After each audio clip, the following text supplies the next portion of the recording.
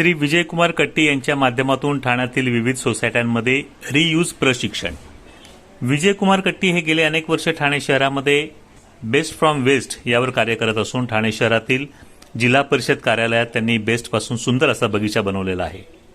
या शहरामध्ये single use पिशव्या मोठ्या प्रमाणात वापरल्या जातात. या पिशव्या एकदा वापरून फेकल्या जातात आणि मग याच पिशव्या प्राण्यांच्या पोटात जाऊन बऱ्याच वेळा या प्राण्यांना आपला प्राण मुकावा लागतो. हे आपण बऱ्याच वेळा ऐकलेले आणि बघितलेले आहे. काहींच्या पोटातून 1 किलो प्लास्टिक काढलेले आहे, हेही आपण बघितले. वन टाइम यूज प्लास्टिकवर बंदी असून सुद्धा मोठ्या प्रमाणात या पिशव्या रोजच्या वापरात येत आहेत. यासाठी सर्वसामान्य माणसानेच आता यावर उपाय काढणे गरजेचे आहे. त्याकरता श्री विजयकुमार कट्टी यांनी सोसायटीमधील सभासदांना आपल्या घरी असलेल्या कापडी व भरपूर वेळा वापरता येतील अशा पिशव्या आपणच हातगाडीवाले दुकानदार यांच्याकडे नेऊन देणे आवश्यक आहे. जर प्रत्येक घरातून 10 पिशव्या जरी दिल्या गेल्या तरी हजारो पिशव्यांचा पुनर्वापर होऊ शकतो. ठाण्यातील या सोसायटी सभासदांना मार्गदर्शन करताना श्री कट्टी म्हणाले, बॅग्स तुमच्या घरात पडलेले आहेत. समोरवाल्यांची केळी विकणाऱ्याकडे गेले, हे बघा, हे बघ 100 बॅग घे माझ्याकडनं, उद्यापासून प्लास्टिकमध्ये नाही ह्या बॅगमध्ये दे. खिशातनं पैसे जातात का आपले?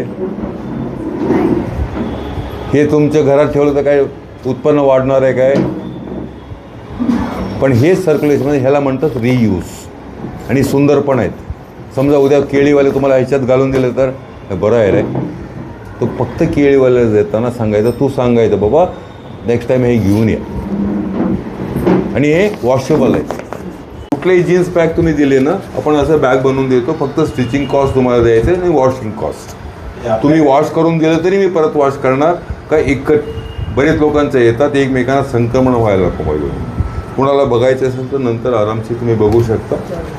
आणि हे ऑफिस बॅग आहे, 1500 रुपये लोक सांगतात, 600 होऊन जातात.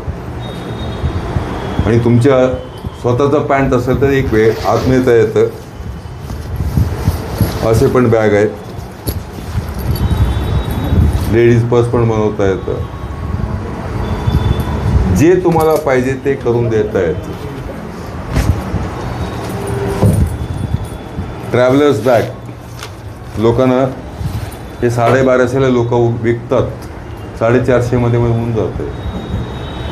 पैसे पण वाचतील, तुमचंच वस्तू तुमच्या घरात राहील आणि ह्या वस्तूची आयु जे आहे ना, पूर्ण जीवन जगायला तुम्हाला. असंच हे पण बॅग आहे.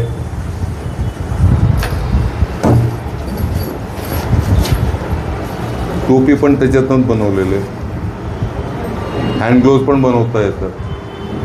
म्हणजे गारमेंट वेस्ट कमी कसं करता येतं. माझ्याकडे आहे पण त्याची किंमत मीच करत नाही. ह्या परिस्थितीत आपण थांबलेले. आता मी तुम्हाला सांगितले ते कुठले भाव नाही, हे बिझनेस म्हणून घेऊ नका. आपल्याला एक अपॉर्च्युनिटी आहे गारमेंट वेस्ट कमी करण्यात. प्लॅस्टिक नंतरची मोठी प्रॉब्लेम आहे गारमेंट वेस्ट. आणि 99% garment is plastic once again. ते पण प्लास्टिकच आहे. ह्या प्लास्टिकमधनं मायक्रोप्लास्टिक निघत नाही, ते कपड्यातनं फक्त मायक्रोप्लास्टिक निघतं. त्या मायक्रोप्लास्टिकनी समुद्रातले पाण्यामध्ये जे ते मरतात, ह्याच्यानी मरत नाही. मायक्रोप्लास्टिक मरत. रोज घडणाऱ्या विविध घडामोडींची माहिती मिळण्यासाठी डेली 2.0 हे चॅनल लाईक करा, शेअर करा आणि सबस्क्राईब करा.